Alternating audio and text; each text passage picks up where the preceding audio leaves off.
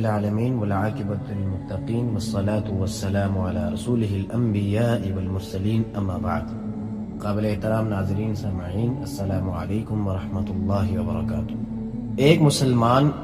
کا اگر کسی دوسرے مسلمان سے کوئی اختلاف ہو جائے اور اس اختلاف کی بنیاد پر ناراضگی ہو جائے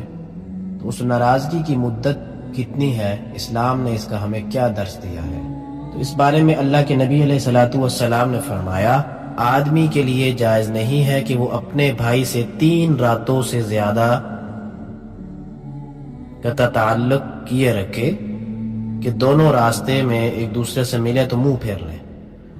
اور ان دونوں میں سے بہتر وہ ہے جو سلام میں پہل کرے۔ اس حدیث مبارکہ میں اللہ کے نبی علیہ الصلوۃ والسلام نے اس معاملے کی طرف، اس مسئلے کی طرف اشارہ کیا ہے کہ مسلمانوں کا اگر آپس میں کسی بات پر اختلاف ہو جائے اور اس اختلاف کی بنیاد پر اگر ناراضگی ہو جائے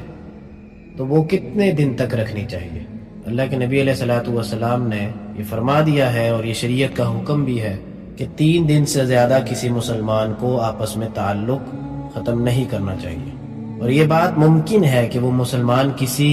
وقت کسی بات پر ایک دوسرے سے ناراض ہو جائیں اور بول چال بند کر دیں، لیکن 3 دن سے زیادہ ان کو اس حالت پر نہیں رہنا چاہیے۔ اور حدیث کے آخر میں جو اللہ کے نبی علیہ الصلوۃ والسلام نے فرمایا کہ ان میں سے جو پہل کرنے والا ہوگا، یعنی دونوں میں سے جو اختلاف ہوا اور 3 دن بعد اگر وہ صلح کر لیں تو ان میں سے جو پہل کرنے والا ہوگا اس کی فضیلت زیادہ ہے اور اس کو اجر بھی زیادہ ہوگا۔ اور دوسرا سبق یہ ہے اس حدیث مبارکہ کے اندر سے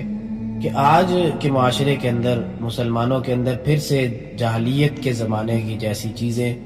دوبارہ سے عروج پانے لگ گئی ہیں، دین سے دوری ہونے کی وجہ سے بھی، اور معاشرے کے اندر جو برائیاں زور پکڑ چکی ہیں، دجالی فتنوں کی وجہ سے مسلمان اس قدر جہالیت والے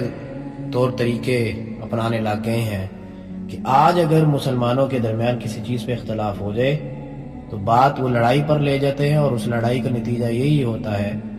کہ ایک دوسرے کو جانی و مالی طریقے سے نقصان پہنچاتے ہیں۔ اور یہ طریقہ اہل کفار کا تھا، جاہلیت کے زمانے کے لوگوں کا تھا، جو آج مسلمانوں میں پھر سے یہ کام بہت زیادہ زور پکڑنے لگ گیا ہے۔ اگر ہم آج کے معاشرے میں دیکھیں تو بالکل الٹ نظام چل رہا ہے کہ مسلمان ایک دوسرے سے جب ناراض ہوتے ہیں تو اپنی نسلوں کے اندر بھی اس چیز کو پھیلانے لگ جاتے ہیں کہ میری فلاں رشتہ دار سے نہیں بنتی تو تم نے بھی ان کے بچوں سے اور ان سے سلام دعا نہیں کرنی۔ یہ کس چیز کا درس مسلمان اپنے بچوں کو اور اپنے بھائیوں کو اور اپنے لوگوں کو دے رہا ہے؟ یہ تو دور جاہلیت کے لوگوں کا کام تھا۔ آپ مسلمان ہوتے ہوئے اور اللہ تعالیٰ کا خوف رکھتے ہوئے اور اس چیز کے ذہن میں رکھتے ہوئے کہ آخرت میں ہم نے اس چیز کا جواب دینا ہے، تو یہ کام مسلمان کو زیب نہیں دیتا۔ تو اللہ تعالیٰ سے دعا ہے کہ ہمیں اس حدیث مبارکہ پر عمل کرنے کی توفیق عطا فرمائے، اور جو مسلمان آپس میں ناراضگیوں کی وجہ سے ایک دوسرے سے دور ہیں ان کو آپس میں اتفاق، اتحاد اور دوبارہ سے اپنے تعلقات کو بحال کرنے کی پوری توفیق عطا فرمائے۔ آمین وما علینا الا البلاغ المبین۔